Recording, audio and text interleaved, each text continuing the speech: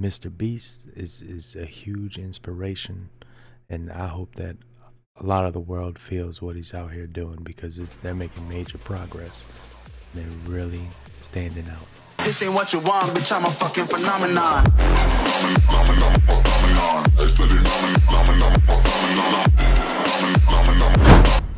Yo, it's your boy AGB, and we about to check out another fire video. The food theory MrBeast burger is not what you think. So we about to check it out right now.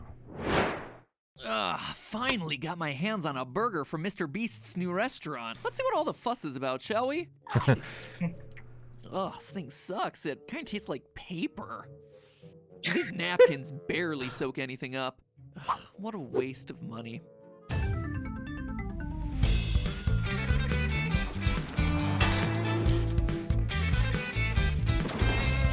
$117 subscriber street. Hello, Internet. Welcome. Yo, that introduction is insane. You saw the intro? Yeah, I did. Yo, that's so good. What? Yeah, I want to do that. That was Maybe amazing. one day I will learn it. Did you Welcome see? to Food Theory. Whenever the worlds of food and YouTube collide, we'll be there holding the seismograph. And as I'm sure many of you are aware, such a collision occurred just last month. Yeah! I've never ran a restaurant before. Money for you, money for you, money for you. That's right, theorists. MrBeast opened up his own fast food restaurant. Cars were backed up for miles just to have the chance to pull up to the window of MrBeast Burger, where Jimmy Donaldson and the boys were serving up fast food at unbeatable prices. Because those prices were them giving away free iPads, AirPods, stacks of cash, and even cars. How's it going? So you guys are actually the last people. Here's 3 burgers for everyone. Oh, and also, since you guys were last, here's a bunch of money. I don't know what you're gonna do with it, but What?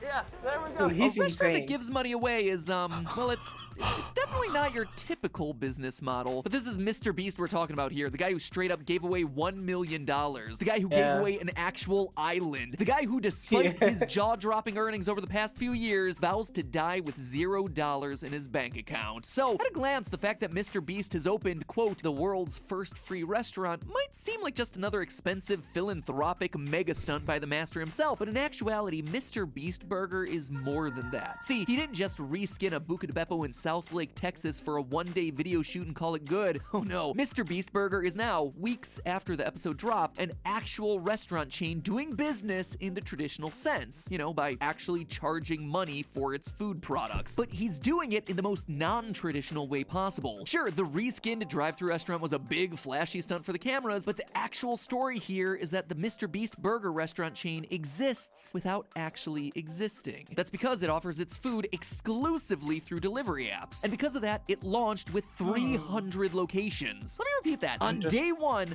300 MrBeast Burger locations sprung up across the United States. Folks, that's insane. crazy. For reference, In-N-Out has only 342 locations, and it took them more than 66 years to reach that milestone. And get this, he's already promised to double and even triple the number of locations in the near future. All of that leads me to ask, how? How on earth does someone launch a restaurant chain with hundreds of locations like that? What exactly is Jimmy doing differently from the other fast food chains out there that have meticulously built their chains over the course of decades? And is it actually gonna work? Is this a trend that we should expect to see more of in the restaurant industry? Well, hold on tight, guys and ghouls, because today's food theory episode is venturing into the realm of ghost kitchens. Now, despite the name, a ghost kitchen isn't actually some kind of haunted, spooky restaurant, which, gotta say, kinda disappointing. Basically, ghost kitchens are existing kitchens that will, for a fee, prepare the items for a virtual brand's menu. Here's an example to help you illustrate. Let's say that you're a manager of,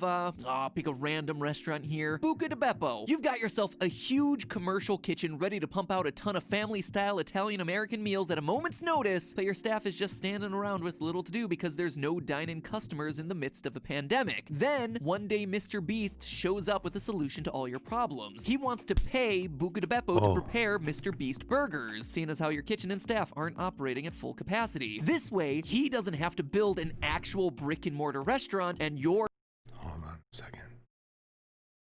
Bro. That's insane. That's all I wanted to say.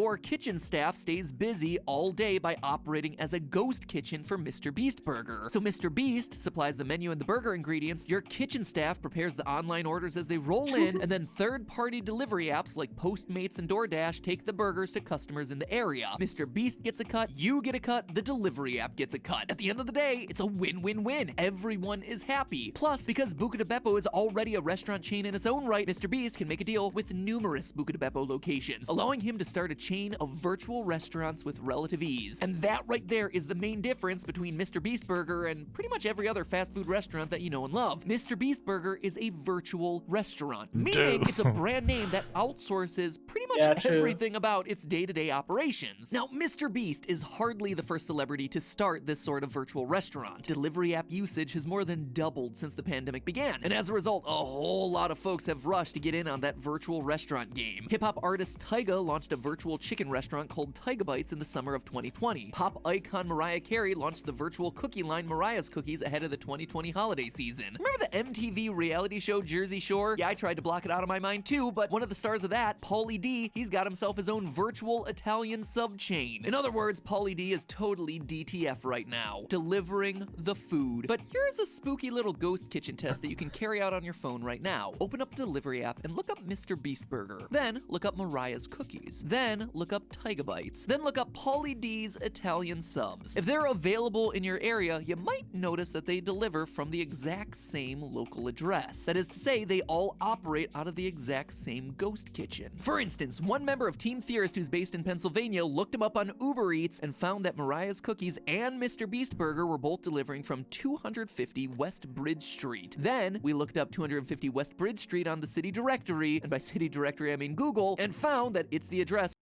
Oh, that means there's like a normal restaurants because of its pandemic, corona and stuff. Yeah. There's not like too many people going there, like in person. Everyone is ordering food, so Yeah. they're taking advantage of those restaurants and serving food from there. So everyone gets saving profit. places. Saving places, bro. Like, dude, Like restaurants going under, saving them. that's Like they're amazing. going back to work.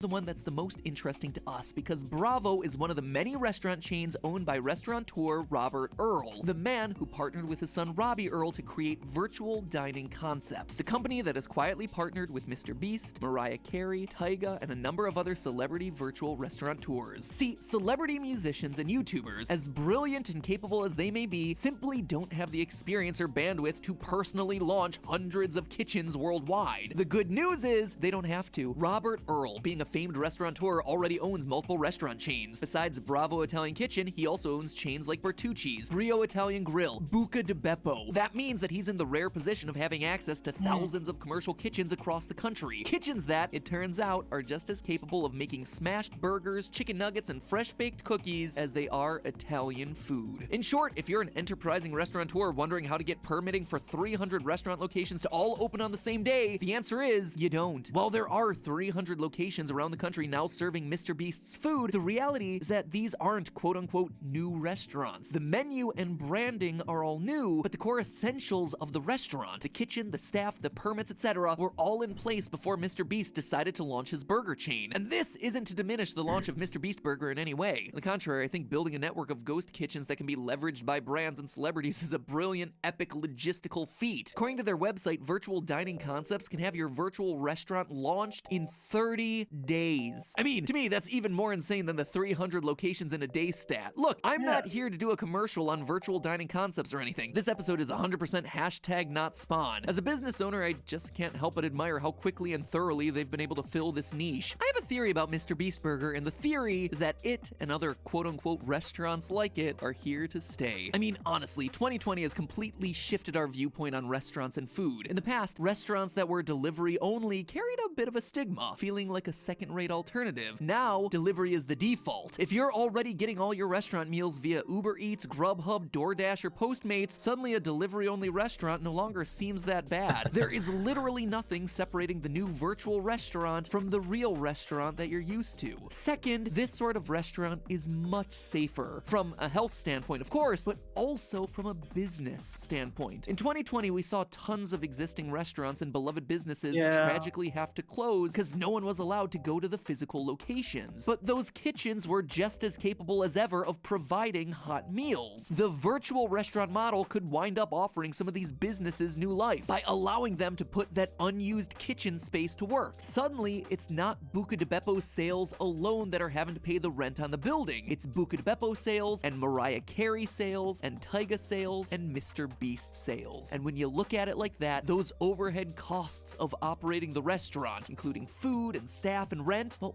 they don't look nearly as daunting because those celebrities are providing marketing and, most importantly, sales. Sure, it might not be marketing for your specific brand or restaurant, but having a bit of extra cash in the bank by cooking a few extra burgers on the side ain't so bad. And keep in mind, launching new restaurants with celebrities attached is just one approach to virtual dining. For any wannabe restaurateurs out there who aren't fortunate enough to have 50 million subscribers, there's a whole slew of other ways ghost kitchens can be used to navigate the ever-changing restaurant landscape. For instance, some restaurants have already started using ghost kitchens to test out new menus and sell sister brands. In a recent food theory episode, we discussed how Chuck E. Cheese low-key launched a delivery-only sister brand called Pascali's Pizza and Wings. Come to think of it, Five Nights at Freddy's sister brand does have a nice ring to it. The delivery apps like DoorDash are even building their own ghost kitchens, enabling them to now make money off the food itself in addition to the delivery of said food. And never mind the fact that at the end of the day, ghost kitchens are an efficient use of kitchen resources for any restaurant willing to adapt and take on the virtual menu. Menus which tend to be simple and streamlined for the most part. MrBeast Burger's menu, for instance, easily fits onto one page. In short, MrBeast Burger is a huge deal, and it's just one example of a business model that, in the current moment, seems poised to take over the world of dining, and just might be poised to give a much-needed boost to certain businesses that might be struggling at the moment. Hey, maybe rebranding existing restaurants to make FNAF IRL a reality instead of a MatPat fantasy isn't such a far-out idea after all. But hey, that's just a theory. A food theory. Bon appetit. Thanks for watching, theorists. Here's that Chuck E. Cheese episode I mentioned a moment ago. There's a rumor going around that they recycle uneaten. What do you think about the video, man? I think it's top notch. Yeah. Top notch. What do you think about MrBeast Burger? Oh man, I have a question. Do you know if he has a personal like burger on that menu? It went so fast I didn't really peep the menu. Do I know what? Does he have a MrBeast burger? Yeah, he does. Oh, that sounds awesome. Yeah, they're using the unused restaurants to make a use of it. It's such a nice and saving plan. And yeah, That's awesome. that's a perfect. Yeah. What do you think about MrBeast? It's Like, he's doing genius type things, man. This right here. How come? I wonder why they only named those 4 chains. If they would do more, or I Yeah, guess in future they can do more, but right now Yeah. it's like he's partnering with a guy who's selling the ghost kitchens. You know, yeah, it's he has a awesome. bunch of ghost kitchens, so he's like, you know what? I'm going to give you brand me, you promote your stuff, and we make food and we sell it, and you get a cut, and we get a cut. So it's a win-win. They're out know? there doing some big things. I salute to them for real. Like that's. Hey, once again, thank you guys for tuning in. I'm always live on Twitch in case you want to see a little bit more content. And it's a wrap on everything else. But before I go, I just want to say that MrBeast is a huge inspiration. And I hope that a lot of the world feels what he's out here doing because they're making major progress. And they're really standing out. But that's a wrap. Peace out, everybody. Until next time, I'll see you. This ain't what you want, bitch, I'm a fucking phenomenon.